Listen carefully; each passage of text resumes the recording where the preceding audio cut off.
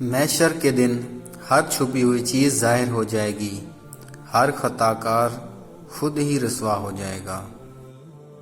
لوگوں کو جانچنے کا کام تم نے سنبھال لیا، حالانکہ اعمال تولنے والا ترازو تو کہیں اور ہے۔ لوگ مذہب کے لیے لڑیں گے، جھگڑیں گے اور مذہب کی خاطر مر مٹ جائیں گے، لیکن مذہب ہی کے مطابق زندگی بسر نہیں کریں گے۔ خلیل الرحمن۔ رسول اللہ صلی اللہ علیہ وآلہ وسلم نے فرمایا، میری تعریف حد سے بڑھ کر نہ کرنا، جس طرح عیسیٰ ابن مریم علیہ السلام کی حد سے بڑھ کر تعریفیں کی گئیں۔ ان کو اللہ کا بیٹا بنا دیا گیا، بلکہ میں اللہ کا بندہ اور اس کا رسول ہوں۔ ماں باپ کے ساتھ آپ کا سلوک ایسی کہانی ہے جو لکھتے آپ ہیں، لیکن آپ کی اولاد آپ کو پڑھ کر سناتی ہے۔ زندگی کو ایک امانت کی طرح گزارو، ایک نہ ایک دن یہ اپنے مالک کو واپس کرنی ہے۔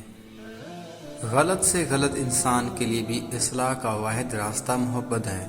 تنقید چاہے کتنی ہی حق پر کیوں نہ ہو، وہ اصلاح کے لیے کارگر ثابت نہیں ہوتی۔ جو تکلیف برداشت کرتا ہے وہی خزانے حاصل کرتا ہے۔ جو مسلسل کوشش کیے جاتے ہیں وہ اپنے اصل مقصد کے حصول میں کامیاب ہو جاتا ہے۔ تمہاری پریشانیاں تمہارے بے ادبی اور ناشکری سے جڑی ہوئی ہیں۔ فضیلتیں اللہ کی طرف سے ملتی ہیں، پھر اسی کی جانب سے تبدیلیاں ہو جاتی ہیں، اس لیے اس کے فضل پر جان اور دل سے سجدہ بجا لاؤ۔ کھٹکھٹاؤ وہ دروازے کھول دے گا، مٹ جاؤ وہ سورج کی طرح چمکا دے گا، جھک جاؤ وہ آسمان جتنا بلند کر دے گا، کچھ بھی ہو وہ تمہیں سب کچھ بنا دے گا۔ اگر ہر شخص پہلے ہی سے اپنے عیب دیکھ لیتا تو اپنی اصلاح سے کب فارغ ہوتا۔ دوسروں کے عیب نکالنے والے لوگ اپنے آپ سے غافل ہیں، اسی لیے دوسروں کے عیب بیان کرتے ہیں۔ انسان کا دل اور نظر قابو میں نہ ہو تو وسوسے پیدا ہوتے ہیں۔ انسان کو اپنے عیوب پر نظر رکھنی چاہیے، ورنہ ان کی نیکیوں کو نظر لگ جاتی ہے۔ مشورہ عقل اور سمجھ عطا کرتا ہے، عقلیں عقلوں کی مدد کرتی ہیں۔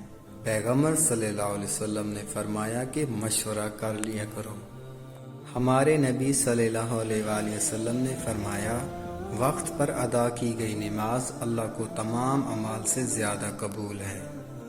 جب انسان کسی رنج اور مصیبت میں اللہ سے شکوہ کرتا ہے تو اللہ فرماتا ہے کہ اس مصیبت کا شکوہ بے جا ہے، یہ مصیبت تو تجھے میری طرف متوجہ کر رہی ہے، تجھے شکوہ تو میری اس نعمت سے ہونا چاہیے جو تجھے مجھ سے بے نیاز بناتی ہے۔